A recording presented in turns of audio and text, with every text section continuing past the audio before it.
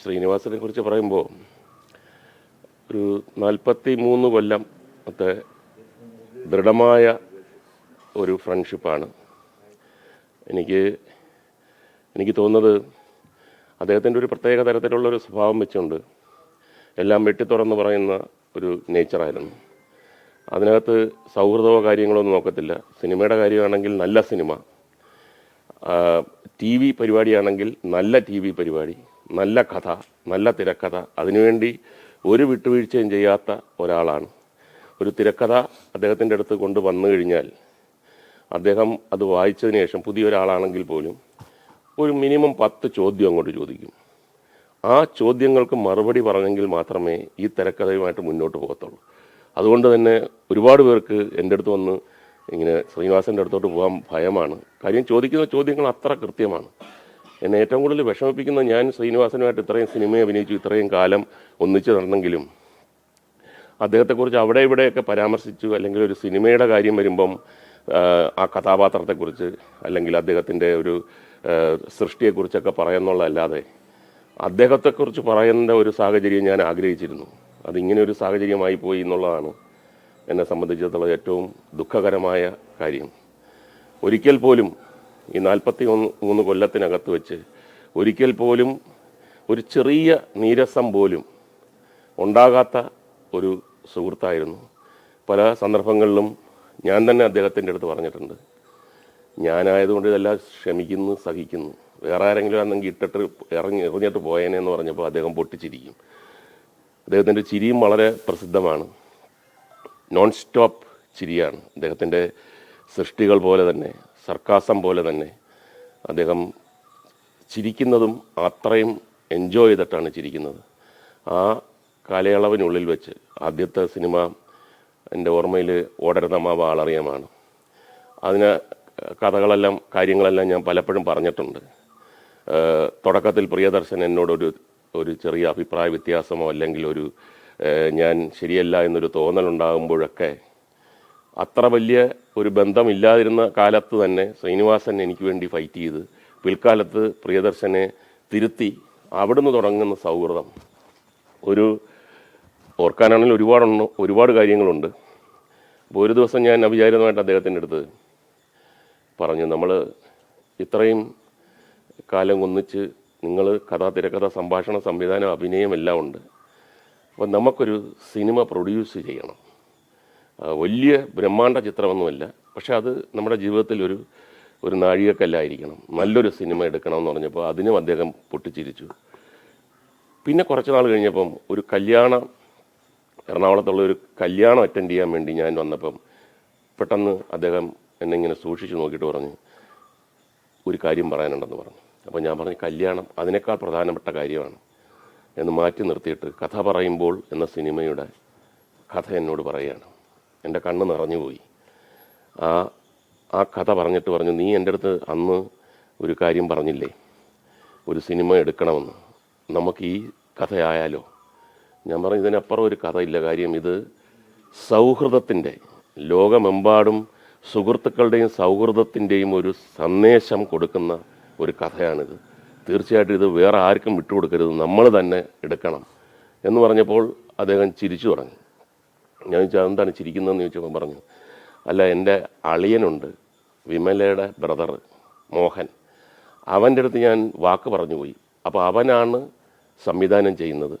ഒരു നിർമ്മാതാവെന്ന നിലയിൽ നിനക്ക് അഭിപ്രായ വ്യത്യാസം ഉണ്ടെങ്കിൽ ഈ കഥ പൊളിയും, ഈ സിനിമ പൊളിയും ഇവിടെ വെച്ച് തന്നെ. അപ്പോൾ ഞാൻ പറഞ്ഞു, നിങ്ങളുടെ അളിയൻ, ഒരു പ്രശ്നമില്ല എന്ന് പറഞ്ഞിട്ടാണ് എം മോഹൻ ഈ കഥ പറയുമ്പോൾ ഞങ്ങൾ രണ്ടുപേരും കൂടെ ഒന്നിച്ചാണ് മമ്മൂക്കയുടെ വീട്ടിൽ പോയി അദ്ദേഹത്തിൻ്റെ ഭാര്യയുടെ മുമ്പിൽ വെച്ച് ഈ കഥ പറയുകയും റെമ്യൂണറേഷൻ ചോദിക്കുകയും അദ്ദേഹം ഞങ്ങൾക്ക് ഫ്രീ ആയിട്ട് ചെയ്തു തരാമെന്നൊക്കെ. എല്ലാം ഗോൾഡൻ മൊമെൻറ്റ്സാണ്. ജീവിതത്തിലും സിനിമയിലും ഉണ്ടായിട്ടുള്ള ഏറ്റവും വലിയ ഗോൾഡൻ മൊമെൻറ്റ്സാണ്. പിന്നീട് തട്ടത്തിൻ മറയത്ത് അദ്ദേഹം എടുത്തിട്ട് ഇങ്ങനൊരു കഥ കേട്ടു. വിനീതാണ് എഴുതിയത്. അപ്പം കഥ ഇന്നലെ തിരക്കഥ മുഴുക്ക വായിച്ചിട്ട് കുറേ കാലത്തിന് ശേഷം എനിക്ക് ദുഃഖം കൊണ്ടാണോ സന്തോഷം കൊണ്ടാണോ എന്നറിഞ്ഞൂടെ എൻ്റെ കണ്ണ് നിറഞ്ഞു. നമുക്ക് ആ സിനിമ പ്രൊഡ്യൂസ് ചെയ്താലോ? ഞാൻ പറഞ്ഞു, പിന്നെ തിരിഞ്ഞു നോക്കേണ്ട ആവശ്യമില്ല എന്ന് പറഞ്ഞപ്പോൾ അദ്ദേഹം വീണ്ടും അദ്ദേഹത്തിൻ്റെ ഒരു രീതിയിൽ എന്നോട് പറഞ്ഞു, നമുക്ക് രണ്ടുപേർക്കും റോൾ ഉണ്ടാവും എന്നുള്ള കാര്യം സംശയമാണ്. എല്ലാം സംവിധായകനാണ്. വിനീത് മകനാണെങ്കിലും വിനീത് തീരുമാനിക്കും. അപ്പം ഞാൻ പറഞ്ഞ കഥ കേട്ടിട്ട് എവിടെയെങ്കിലും സാധ്യതയുണ്ടോ? സാധ്യതയൊക്കെ ഉണ്ട്, പക്ഷെ അതെല്ലാം സംവിധായകൻ്റെയും തിരക്കഥാകൃത്തിൻ്റെയും രണ്ടും ഒരാളാണ്. അവരുടെ ഇതിന് വിട്ടുകൊടുക്കണം. നമ്മൾ അതിനകത്ത് കയറി നമ്മൾ പ്രൊഡ്യൂസർ എന്ന നിലയിൽ നമ്മൾ കൈകടത്താൻ പാടില്ല. ഞാൻ പറഞ്ഞു ഓക്കെ, നമ്മളില്ലെങ്കിൽ ഇല്ല, പക്ഷേ സിനിമ ഇത് നമ്മളെടുക്കണം. ഒരാഴ്ച കഴിഞ്ഞപ്പോൾ വീണ്ടും ഫോൺ വിളിച്ചിട്ട് ഒരു പൊട്ടിച്ചിരിയാണ്. ഞാൻ ചോദിച്ചു എന്താണ്? ഞാൻ അകത്തായി, നിൻ്റെ കാര്യം ഇപ്പോഴും സംശയത്തിലാണ്. ഇതാണ് അദ്ദേഹം ജീവിതത്തെ നോക്കിക്കാണുന്ന രീതി. പിന്നീട് 2 സിനിമയും വിജയിച്ചു. പിന്നീട് ഞങ്ങൾക്ക് രണ്ടുപേർക്കും സിനിമ അങ്ങോട്ട് നിർമ്മിക്കാൻ പറ്റാത്ത ഒരു തരത്തിലുള്ള ബിസിനസ് ആയി. അദ്ദേഹത്തിന് പല തരത്തിലുള്ള ബിസി, ഞാനും പല തരത്തിലുള്ള ബിസി. അപ്പം ഒരു നിർമ്മാതാവെന്ന് പറഞ്ഞു കഴിഞ്ഞാൽ 24 hours ഒരു സിനിമയുടെ പിന്നിൽ 6 മാസം മിനിമം ശ്രദ്ധയോടെ നിൽക്കേണ്ടതാണ്. കാര്യം സാമ്പത്തികവും കൂടെ ഉൾപ്പെട്ടതാണ്. അതുകൊണ്ട് ഞങ്ങൾ ലുമിയർ ഫിലിംസ് എന്നുള്ള ഞങ്ങളുടെ രണ്ടുപേരുടെയും കൂടെ ചേർന്നിട്ടുള്ള സിനിമാ കമ്പനി അവിടെ നമ്മൾ തൽക്കാലം നിർത്തി എന്നാണ് പറഞ്ഞത്.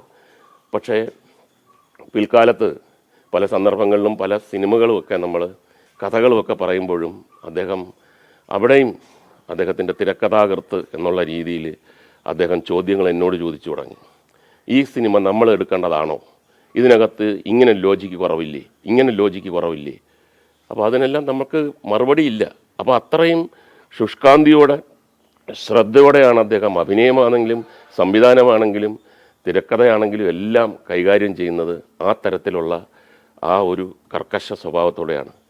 അപ്പം ഏറ്റവും വലിയ ഇതെന്ന് പറഞ്ഞാൽ ഒരുപാട് നാളെന്നൊന്നുമല്ല, മെനഞ്ഞാന്നും അദ്ദേഹത്തിൻ്റെ ഭാര്യ വിമല ടീച്ചർ എന്നെ വിളിച്ചിട്ട് പറഞ്ഞു, മുകേഷ് ഇങ്ങനെ ശ്രീനേട്ടന് സംസാരിക്കാൻ ഒരു ചെറിയ വിഷമമുണ്ട്, കാര്യം ഒന്ന് വീണു. ഞാൻ പറഞ്ഞു അയ്യോ ഞാൻ അറിഞ്ഞില്ല. അല്ല, അങ്ങനെ വലിയ ആരും അറിയിപ്പിച്ചൊന്നുമില്ല, കാലൊന്ന് ചെറിയ വേദനയുണ്ട്, അതുകൊണ്ടാണ് സംസാരിക്കാത്തത്.